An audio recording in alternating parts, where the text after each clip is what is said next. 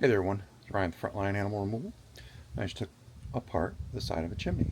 So let's look at this chimney. So we have a typical wood frame chimney on a porch. And you might be wondering, why did I take this apart? If we look down on the bottom, that's a bunch of insulation piled on the ground. This flue pipe goes down to the ground and then it goes into the basement. But that's not the important part. The important part is this is all open to the ground. And we have critters coming underneath the deck that I'm on. They come up inside of here and then they crawl up into the chimney. And look right there. That's a hole made by squirrels.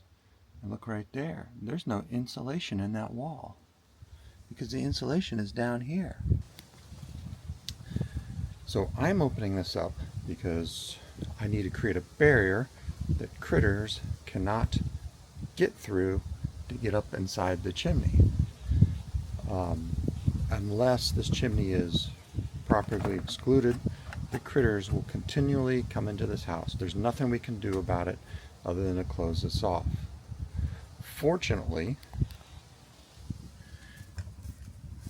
we have some good quality framing here that goes around, and I can close off that framing. And yeah, once I do that, we'll fill all this in around here and they won't be climbing up in the chimney anymore.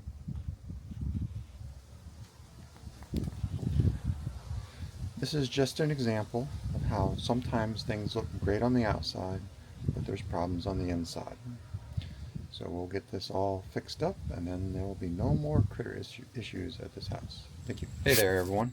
A moment ago I showed you a chimney that I took apart.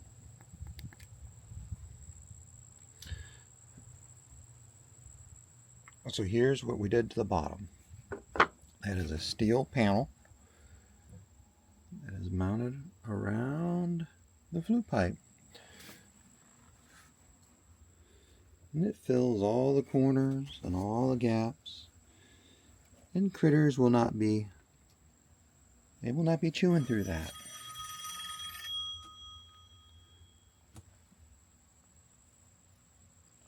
So all I got left to do is put the side back on and we'll be done. All back together. The chimney is all back together. Just as if I had never done anything.